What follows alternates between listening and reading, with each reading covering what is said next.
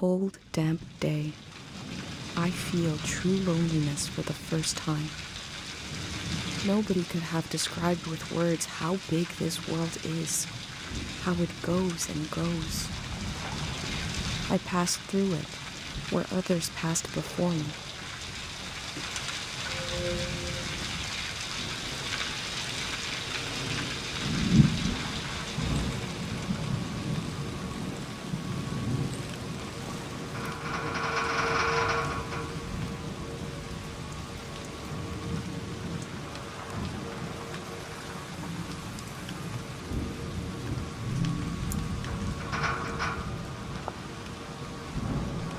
This person wanted the season to change. Why?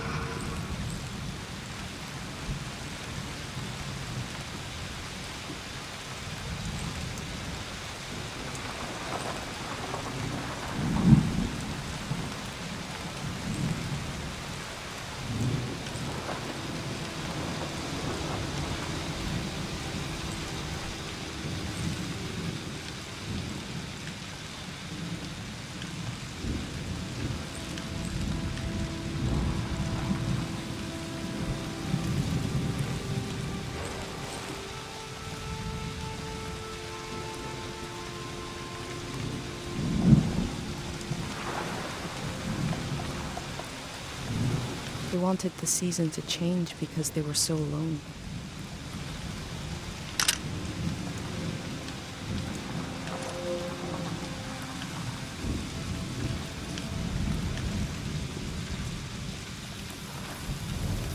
The blades turn, but I bet they don't generate any power. Probably just swirling the air around.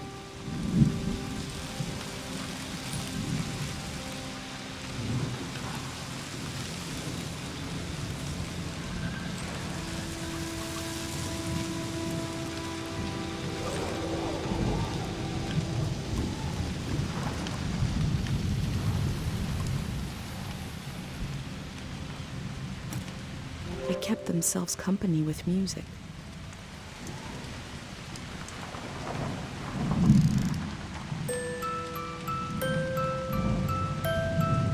One melody is like me out here alone.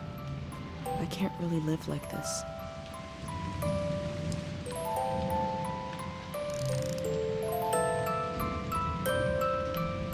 Two voices is like me and my mom.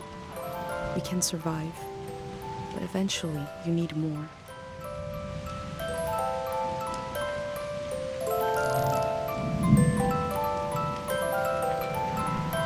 Three voices is complex as life is supposed to be. I could listen forever.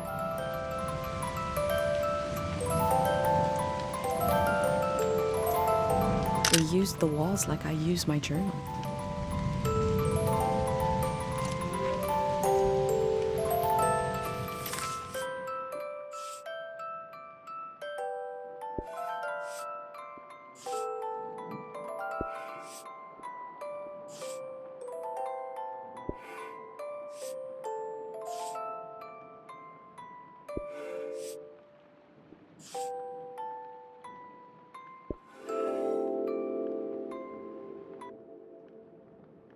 Time seems to pass differently around here. I feel so heavy and so light at the same time. I'm not really alone. I'm with myself. I'm with the earth.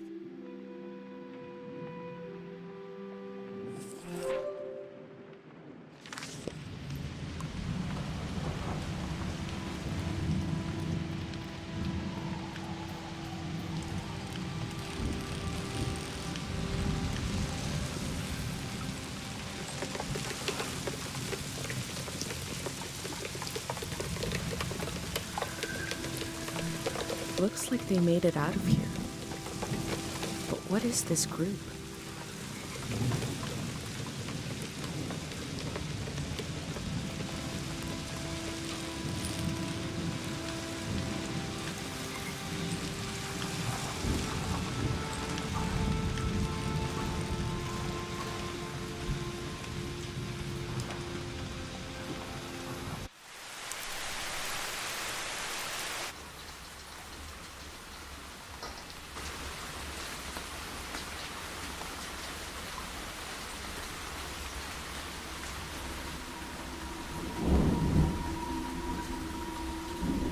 In the empty places, I found companionship in the tapes I recorded before leaving home.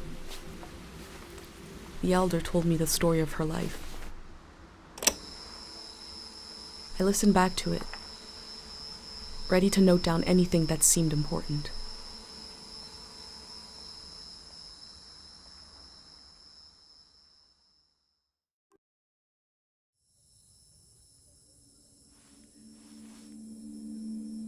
Let's set the scene for the listener, whoever that might be. This is the elder speaking. We're sitting in the plaza, saying goodbye to a dear soul. We're here to see if there's anything useful in my mind that could help you on your trip. A century's worth of memories, dreams, fantasies, visions, like a big, old, haunted library.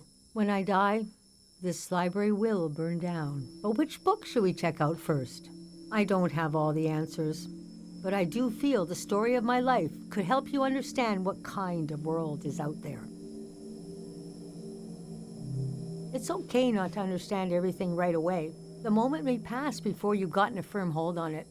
But as long as you're there to witness it, to take it down in your journal, you and others to come will someday take the time to make sense of it all. Francis Cale, if you must know. You can call me Frank. Or Elder. Or the Elder. Or Elder Frank. You know, whatever. I don't care. I was born on the ocean. My mother and father worked on a cruise ship. The short-lived but glorious watery republics. Floating cities. Most won their independence by the time I was born.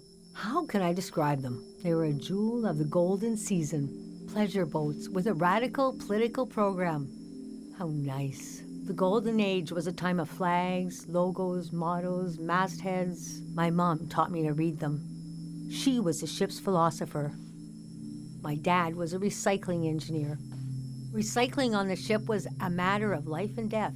We had to get the most out of every object and watt of energy. My grandparents played with the past. They changed it like we change our wardrobe. So it was a different answer every time. But they often said we were exiles of some kind. Exiled royalty from a secret lineage. Blood or we were exiled from the mouth of some great leviathan. When they were older, they just said, we're from here. We're from right now. I loved the way the ship would tilt and roll with the waves, especially as I fell asleep. It was picture me as a kid in bed, feeling the swaying of the ship. It was like being rocked to sleep as a baby.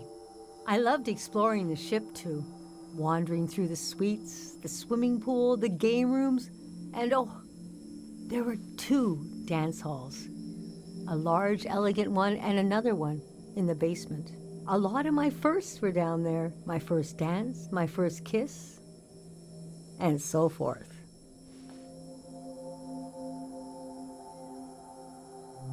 Our ship was taken over in the early days of the war. That was the end of the watery republics. I heard the dance hall in the basement became a weapons cache. It took me half my life to say goodbye to the world I knew in my youth. Imagine me and my parents and everyone I knew being escorted off the ship by a company of soldiers. And I'm thinking, I hope they don't make a mess of my room. I was embarrassed by the younger kids who were crying their eyes out. But they knew, I guess.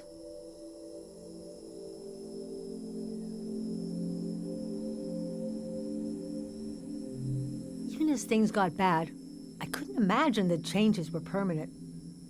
It's easy now to look back and say, the internationalism of the golden season was violently breaking down. You can be naive about all kinds of things, but not war. Most of my life has been spent in isolated communities, and the one moment I was in the wild world, you couldn't pick a more chaotic time. And we had been warned the season was going to end. Oh, but we didn't understand the warning. You see, one night, along a coastline, we saw beautiful lights shimmering above the water. Later, we found out this was an ancient warning system. It hadn't been used in so long, we didn't know what it meant. We just thought, well, ain't that pretty? We tried to stick together and camped out on the coast of the prismatic grounds.